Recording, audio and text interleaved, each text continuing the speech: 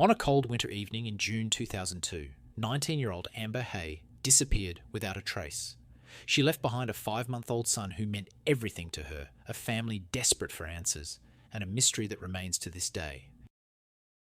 Over the years, investigators have followed countless leads, searched for answers across New South Wales, and appealed to the public time and again. Yet more than 20 years later, Amber has never been found, and the mystery surrounding her disappearance continues to haunt those who knew her. To understand the mystery, we first have to understand the woman behind the headlines. Amber Haigh was born in Liverpool, New South Wales in late 1982 to George Haigh and Rosalind Wright. Amber's childhood was far from easy. Home life was unstable, and as she grew older, she spent time living with different relatives. She also lived with epilepsy and an intellectual disability, challenges that made life more complicated but never changed the way those closest to her saw her. Friends and family remember Amber as a gentle, soft-hearted young woman. She enjoyed making scrapbooks, writing little notes to people she loved, and helping others whenever she could. She was trusting by nature and always seemed to believe the best in people, a quality that made her easy to like but also left her vulnerable to those who might take advantage of her. As a teenager, Amber moved to the Young District in regional New South Wales to live with her great-aunt, Stella Nealons, whose property was located near the small farming community of Kingsvale. Next door lived Robert Samuel Geeves and Anne Margaret Geeves. Amber first came to know the Geeves through a friendship with their eldest son Robbie, who was around the same age as she was. Later on, Amber and Robbie would also date each other. According to evidence later heard during court proceedings, Robert Geeves' interest in Amber reportedly began while she was still living with her great-aunt, and he would regularly visit the neighbouring property to see her when she was as young as 15. Over time, Amber's friendship with the family developed into a relationship with Robert Geeves, and in January 2002, she gave birth to a baby boy, with Robert identified as the child's father. According to her family, becoming a mother brought Amber enormous happiness. They say she adored her son and cannot imagine any circumstance in which she would have willingly left him behind. Yet even before he was born, there were signs that Amber was worried about the future. Just weeks before giving birth, she asked Robert Geeves to sign a handwritten agreement stating that he would not take custody of the baby. In return, Amber agreed that certain members of her own extended family would not have contact with the child. The document would remain largely unknown until years later, when it was produced as evidence during court proceedings. By the beginning of June 2002, Amber divided her time between a small flat she had rented in Young and the neighbouring properties of her great-aunt, Stella Nealons, and Robert and Anne Geeves in Kingsvale. Like many young parents, she was trying to balance family life while looking towards the future. There was nothing to suggest that within a matter of days she would disappear, setting in motion an investigation that would last for decades. Wednesday, the 5th of June 2002, would be the last day anyone can account for Amber Haigh's movements. According to Robert and Anne Geeves, they drove Amber from Kingsvale to Campbelltown Railway Station that evening.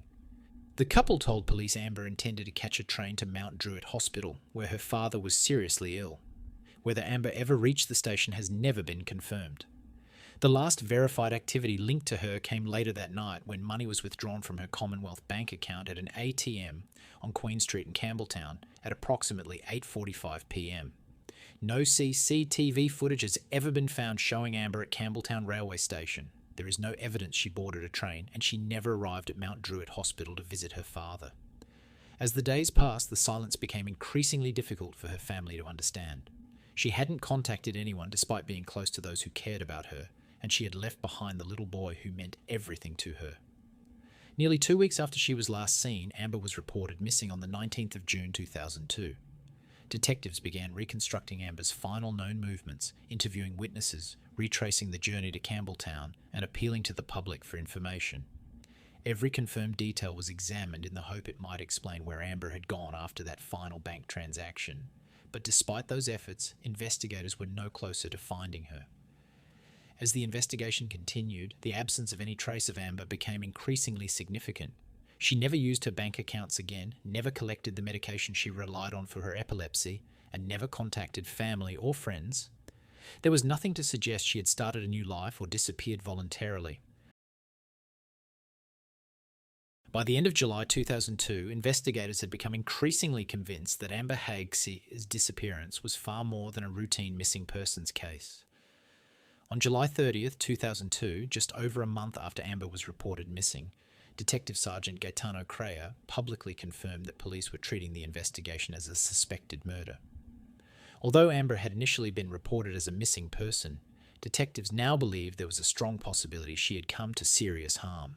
One of the first places to attract the investigators' attention was the Tarmore district, approximately 120 kilometres southwest of Sydney. Detectives discovered that Robert and Anne Geeves had stayed at the Tarmore Motor Inn on Monday, the 3rd of June 2002, just 2 days before Amber disappeared, and again on Wednesday, the 12th of June 2002, a week before she was reported missing. Police considered those trips unusual because the couple had no obvious connection to the area. During the later coronial proceedings, Coroner Scott Mitchell observed that the surrounding state forest, rugged bushland and abandoned mine shafts provided numerous opportunities for the concealment of a body. As the investigation expanded, detectives examined the couple's movements in greater detail.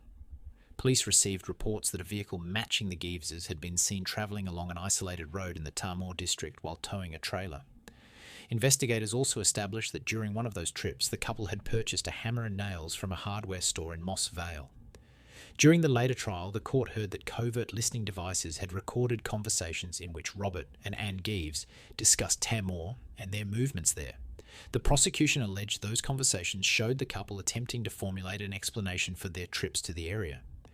Despite repeated searches of bushland, mine shafts and surrounding properties, no trace of Amber was ever found. As detectives investigated Amber's disappearance, they also examined Robert Geeves' criminal history to better understand the people at the centre of the investigation. In 1993, Geeves was charged with the murder of his former partner, Janelle Goodwin, but was later acquitted. During that case, he claimed the couple had been drinking heavily, and Goodwin had accidentally discharged a .22 caliber rifle while struggling over it with Geeves, fatally shooting herself in the face. He admitted that instead of immediately contacting police or calling an ambulance, he tied her body with twine, wrapped it in a sheet, placed a plastic bag over her head, and concealed her in a wheelbarrow inside a shed for 2 days before reporting her death. Investigators also examined an earlier case from 1986, in which Geeves had been acquitted of abducting and sexually assaulting 2 13-year-old girls from Young who were later found in a wheat silo on his property. He was, however, convicted of hindering the police investigation, as while a massive statewide search was underway, police and the girls' family members visited Geeves' property multiple times. On these occasions, Geeves consistently denied knowing anything about their whereabouts.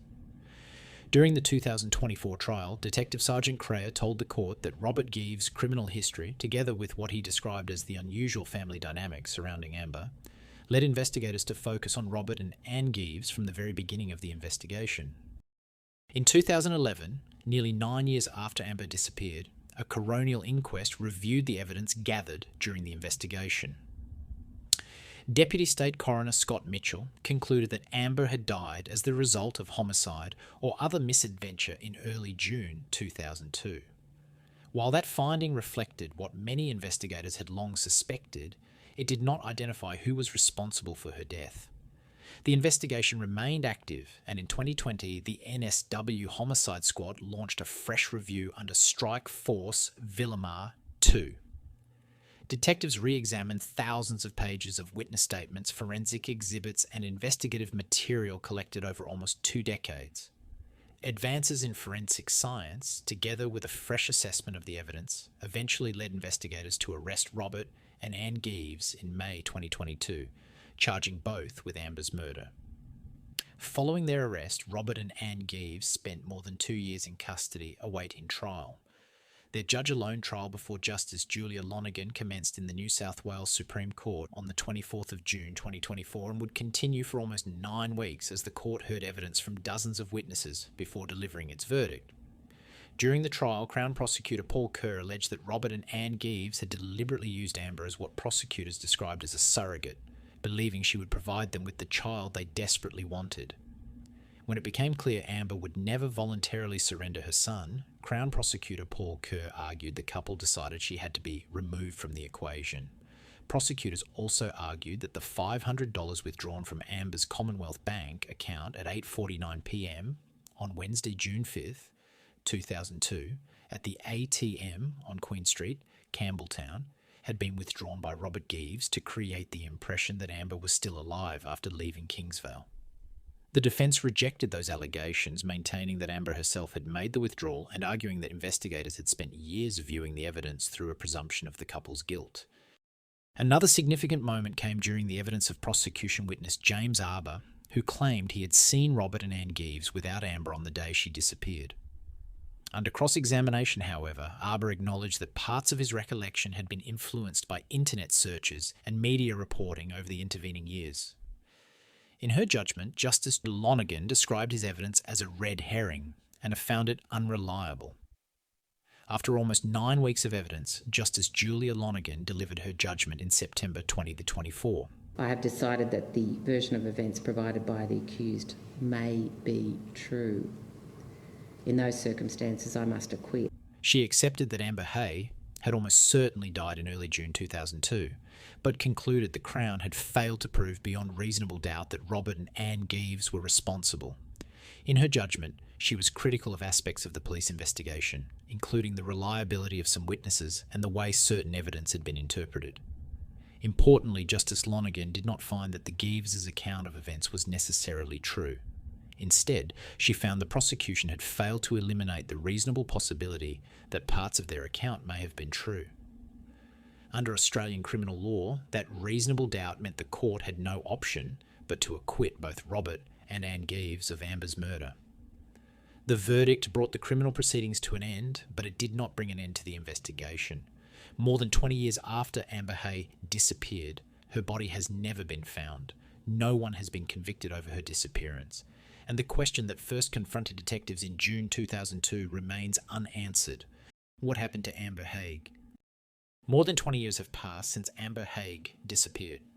But for her family, the search has never truly ended. My name is Mel. I'm Amber Haigh's sister.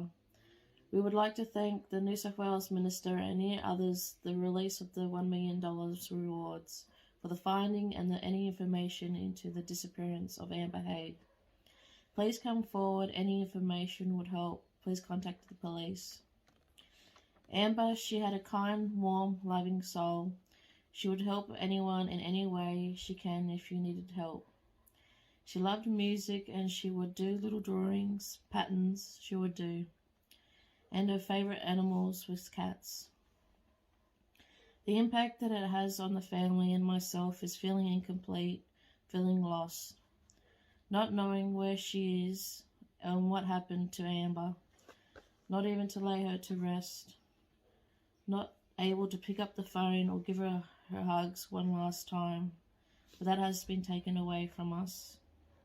Her son would never got to know or get to grow up with his caring, loving mum, only be told stories about Amber. She would give him the world if she was here. My name is Rosalind Wright. I am the mother of Amber Haigh.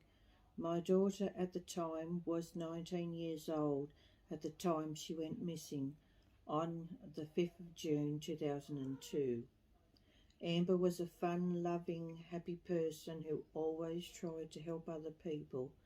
Amber loved her son, and I know in my heart that she would never have left her son.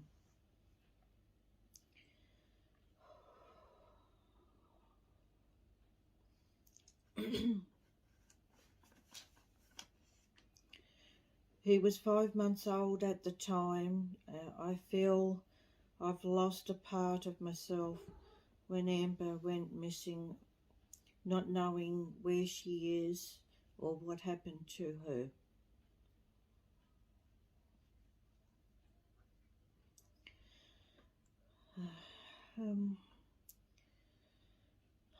I'd like to thank the Minister for raising the reward for any information that will lead to an arrest. Please, if there is anybody out there that has any information, big or small, please come forward and call the police. We just need to lay our Amber to rest. While the court case has concluded, the investigation remains open. To encourage new information, the New South Wales Government has increased the reward to $1 million. Morning everyone, Detective Superintendent Danny Doherty, Commander Homicide Squad, State Crime Command. The New South Wales Government in conjunction with the New South Wales Police Force, has announced a reward for information into the suspicious disappearance and suspected murder of a Kingsvale woman, Amber Haigh, in 2002, and this reward has been increased to $1 million. Cold cases are rarely resolved quickly. More often they are settled because someone decides, sometimes decades later, that it is finally time to speak. As loyalties shift and circumstances change, even the smallest piece of information can give investigators the opportunity they have been waiting for. For Amber's family, that hope remains. They still want to know where she is. They still want to understand what happened. And after more than 2 decades, they are still waiting for the chance to lay her to rest. If you have any information, please contact Crime Stoppers on 1-800-333-000. Until the truth is known, Amber Haigh's story is a reminder of the families who live with uncertainty every day, hoping that tomorrow might finally bring the answers they need. If you have any thoughts about this case, I'd love to hear them in the comments below. Every discussion helps keep cases like Amber's in the public eye. If you believe stories like Amber's deserve to be remembered, please consider subscribing to the channel. Your support allows me to continue researching and sharing the stories of Australia's missing people, helping to keep their names in the public eye and reminding us that, for their families, the search for answers never truly ends.